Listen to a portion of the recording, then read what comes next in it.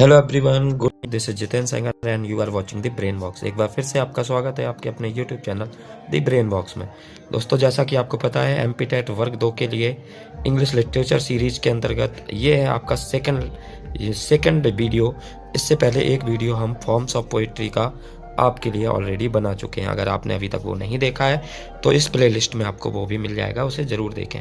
इस वीडियो में हम बात करेंगे फॉर्म्स ऑफ स्टैंजा, यानी यूनिट 8 के अंतर्गत एक और important topic forms of stanza. इस वीडियो में जितने भी फॉर्म्स हैं स्टैंजा के इम्पॉर्टेंट हैं आपके लिए इस एग्ज़ाम के लिए, साथ ही साथ इंग्लिश लिटरेचर जिस भी एग्ज़ाम में आता है उसके लिए, तो आप इसमें कवर करेंगे। तो देखते हैं ये वीडियो, और अगर आपको ये वीडियो अच्छा लगता है तो हमें कमेंट बॉक्स में ज़रूर बताएं। साथ ही साथ शेयर करें इस वीडियो को ज़्यादा से ज़्यादा लोगों तक।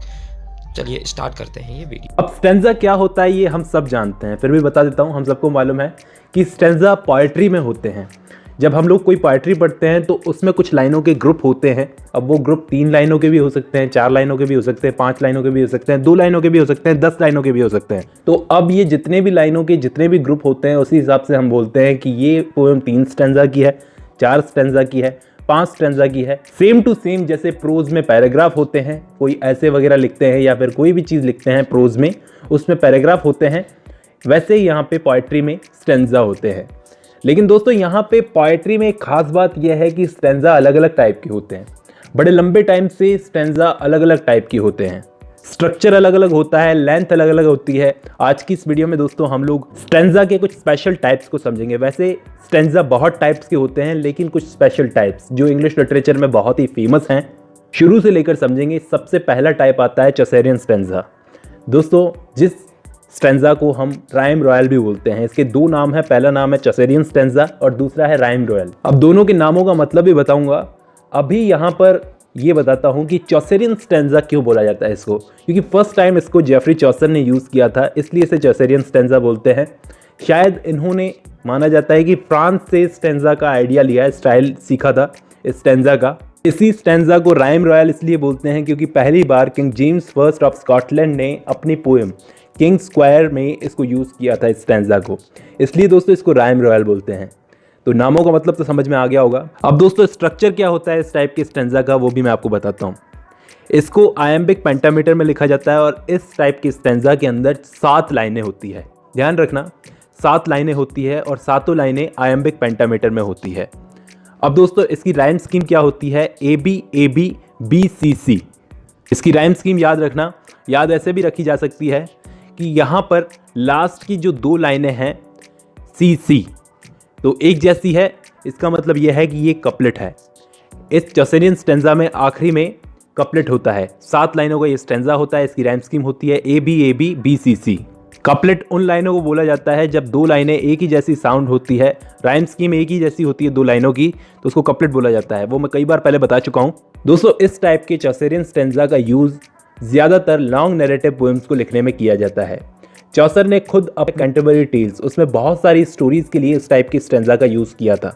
विलियम शेक्सपियर ने भी अपनी जो पोएम लिखी थी द रेप ऑफ ल्यूक्रेसी, उसमें भी इसका यूज़ किया है। विक्टोरियन एज में दोस्तों विलियम मॉरिस, उन्होंने अपनी इस पोएम द अर्थली पैराडाइज में इस स्टेंजा का यूज़ किया। तो ये स्टेंजा आपको समझ में आया होगा। 7 लाइनें होती है जिसकी राइम स्कीम होती है AB BCC, जिसमें एंड में एक कपलेट होता है और इसको लॉन्ग नैरेटिव पोएम्स में यूज़ किया जाता है। दोस्तों स्टेंजा का दूसरा फेमस टाइप होता है ओटावा रीमा। ओटावा रीमा का यूज़ किया था इंग्लैंड में, पहली बार यूज़ किया था सर थॉमस वाइट ने। सर थॉमस वाइट ने इसका यूज़ किया था और आपको मैंने पहले भी बताया है कि ये इटली जाते रहते थे अपने डिप्लोमेटिक मिशंस के लिए, तो वहाँ से इटली से इस फॉर्म को ये इंग्लैंड में लाए, ओटावा रीमा को। अब इस ओटावा रीमा स्टेंजा का स्ट्रक्चर कैसा होता है, पहले तो ये मैं बताऊं कि ये चौसेरियन स्टेंजा की तरह ही इस स्टेंजा का यूज़ भी लॉन्ग नैरेटिव वर्क्स के लिए किया जाता है। इसका यूज़ शैले और बैरन, लॉर्ड बैरन ने किया है अपनी पोएम्स के अंदर। अब मैं बताता हूँ इस स्टेंजा का स्ट्रक्चर कैसा होता है। इसमें 8 लाइनें होती है दोस्तों। चौसेरियन स्टेंजा में कितनी होती थी, 7, इसमें होती है 8, और ये लाइनें आयम्बिक पेंटामीटर में लिखी रहती है। अब दोस्तों राइम स्कीम जो है वो इसकी चौसेरियन स्टेंजा से सही है। AB CC, 8 लाइनों में AB CC। शुरू में तो AB और एंड में जो लास्ट की 2 लाइनें हैं वो एंड में यहाँ भी कपलेट है दोस्तों। दोस्तों तीसरे टाइप का फेमस स्टैंजा होता है, बहुत ही फेमस स्टैंजा है ये, स्पेंसरियन स्टैंजा। दोस्तों ये स्टैंजा बहुत ही फेमस है और ध्यान से समझना क्योंकि ये थोड़ा सा कॉम्प्लिकेटेड है। इस स्टैंजा को फर्स्ट टाइम एडमंड स्पेंसर ने अपनी romantic epic poem fairy queen में यूज़ किया था। दोस्तों ये तो हम सबको पता है, लेकिन इस स्टैंजा का स्ट्रक्चर कैसा होता है?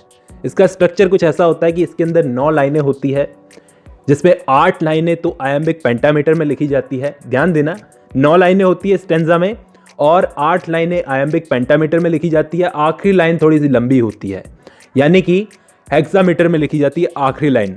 अब दोस्तों पेंटामीटर, हेक्सामीटर मैंने आपको बताया है क्या होता है। तो 9 लाइनों का स्टैंजा, आखिरी लाइन थोड़ी सी लंबी, और इसकी राइम स्कीम भी समझ लो, A B A B B C B C C. थोड़ा सा डिफिकल्ट टाइप का स्टैंजा है। और दोस्तों रोमांटिक पोएट शैले ने अपनी एलेजी जो कीट्स के ऊपर लिखी थी उन्होंने, एडोनाइस, उसके लिए इस स्टैंजा का यूज किया है। जॉन कीट्स ने भी अपनी poem Eve of Saint Agnes के लिए इसका यूज किया है। टेनिसन ने अपनी पोएम लोटस ईटर्स के लिए इस स्टैंजा का यूज किया है। दोस्तों स्पेंसरियन स्टैंजा बहुत ही फेमस है, इसमें 9 लाइनें होती है। चौथे टाइप का स्टैंजा होता है दोस्तों, बहुत ही फेमस है, टैर्जा रीमा। टैर्जा रीमा का नाम तो आपने सुना ही होगा। ये स्टैंजा के टाइप को इटालियन पोएट यूज किया करते थे। फर्स्ट टाइम इसको यूज किया था इटालियन पोएट दांते ने अपने एपिक वर्क डिवाइन कॉमेडी में। दोस्तों इंग्लैंड में इसको फेमस किया था, इस टैर्जा रीमा को, हाँ आप सबको पता होगा, पीबी शैले ने अपनी poem Ode to the waste Wind में। और क्योंकि रॉबर्ट ब्राउनिंग ने भी शैले से बहुत कुछ सीखा था तो उन्होंने भी इस स्टैंजा का यूज किया था। दोस्तों टैर्जा रीमा का स्ट्रक्चर कैसा होता है मैं आपको बता दूं, इसमें 3 लाइनें होती है। आप Ode to the waste Wind को देखना, उसमें 3-3 लाइनें हैं, लेकिन राइम स्कीम थोड़ी सी अलग है। राइम स्कीम से ही 2 अलग अलग स्टैंजा हैं, जैसे पहला स्टैंजा, दूसरा स्टैंजा, तीसरा स्टैंजा। तो ये सारे स्टैंजा राइम स्कीम से एक दूसरे से जुड़े रहते हैं। अब मैं कैसे, अब मैं आपको बताता हूँ।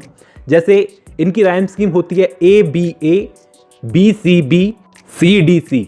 अब यहाँ पे आप देखो ए बी ए, यहाँ पे फर्स्ट लाइन थर्ड लाइन से मिलती जुलती है, तो एक स्टैंजा यहाँ पे हो गया, लेकिन सेकंड लाइन अगले स्टैंजा की पहली लाइन से मिलती है। तो ये राइम स्कीम से जुड़े रहते हैं। आई होप आपको समझ में आया होगा। ये होता है terza rima, ode to the waste wind इसका अच्छा एग्जाम्पल है। 5वें टाइप का स्टैंजा होता है दोस्तों क्वाट्रेन। क्वाट्रेन बहुत ही फ्लेक्सिबल स्टैंजा है। क्वाट्रेन का मतलब आप सब लोग जानते होंगे दोस्तों, इसके अंदर 4 लाइनें होती है। दोस्तों ये फ्लेक्सिबल इतना इसलिए है क्योंकि इसको बैलेट्स में भी यूज किया जा सकता है और सोनेट्स में भी। सोनेट्स में भी यूज होता है 3 क्वाट्रेन्स और 1 कपलेट, जैसे शेक्सपियर यूज किया करते थे। मीटर भी इसमें कोई भी फॉलो हो सकता है, पेंटामीटर, टेट्रामीटर, ट्राईमीटर। मतलब पहली लाइन बहुत ज़्यादा लंबी, दूसरी छोटी, तीसरी लंबी और चौथी छोटी। और राइम स्कीम भी कोई सी भी फॉलो हो सकती है, ए ए बी बी या फिर ए बी, कोई भी फॉलो हो सकती है। इंग्लिश लैंग्वेज में इस टाइप के स्टैंजा का यूज ज़्यादातर बैलेट्स वगैरह लिखने के लिए किया जाता था। तो क्वाट्रेंस को बैलेट स्टैंजा भी कहा जा सकता है, नाम याद रखना। जैसे एसटी कॉलरिज ने अपनी rhyme of the ancient mariner के अंदर इसका बहुत यूज़ किया है। और दोस्तों क्वाट्रेन का तो हर जगह यूज़ होता आया है, जैसे शेक्सपियर ने अपनी सोनेट्स में बहुत यूज़ किया है इसको, और भी कई राइटर्स इसका यूज़ करते थे। अगला और लास्ट टाइप है दोस्तों हीरोइक कपलेट। हीरोइक कपलेट में 2 लाइनें होती है जो आयम्बिक पेंटामीटर में लिखी जाती है। दोस्तों हीरोइक कपलेट के बारे में आप सभी को मालूम होगा, क्योंकि इसको कपलेट बोला जाता है तो इसमें 2 ही लाइनें होती है, लेकिन 2 ही लाइनों में यहाँ पर हीरोइक कपलेट यूज करने वाला अपना मतलब साफ कर देता है। मतलब कि ऐसे ही हीरोइक कपलेट को नहीं लिख दिया जाता, बल्कि इसका कंप्लीट मीनिंग होता है।